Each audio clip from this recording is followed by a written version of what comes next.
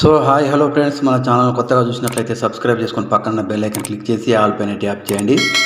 తెలంగాణ ప్రభుత్వం good news, వారి ఖాతాల్లోకి రైతు బంధు డబ్బులు జమ.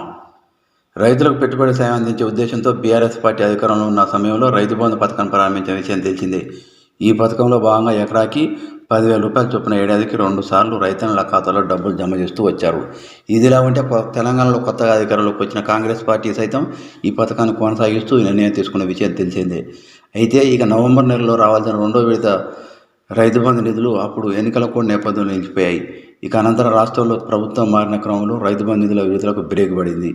3 వారాల క్రితం రైతు బంధు డబ్బుల విడుదలపై సీఎం రేవంత్ రెడ్డి ఆదేశాలు జారీ చేశారు. అయితే ప్రభుత్వం తొలుత 10 గుంటల భూమి ఉన్న రైతుల ఖాతాల్లోకి రైతు బంధు నిధులు జమ చేసింది. ఆ తర్వాత ఎకరం ఉన్న వాళ్లకు నిధులు జమ చేసింది. ఇక ఎకరం పైన భూమి ఉన్న రైతులకు ఇప్పటి వరకు రైతు బంధు నిధులు జమ కాలేదు. అయితే తాజాగా రేవంత్ ప్రభుత్వం రైతులకు శుభవార్త చెప్పింది. గురువారం నుంచి 1 ఎకరం నుంచి 2 ఎకరాల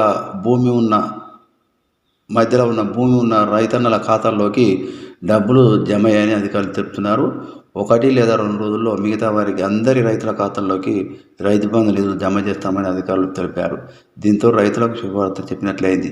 రైతు బంధు నిధులు ఆలస్యం కావడంతో ఒకంత రైతులు ఆందోళన చెందారు. అయితే తాజాగా ఎకరం నుంచి 2 ఎకరాల మధ్య ఉన్న భూమి ఉన్న వారికి ఈ రైతు బంధు నిధులు విడుదల చేసినట్లు ప్రభుత్వం రైతుల కళ్ళల్లో సంతోషం నింపింది.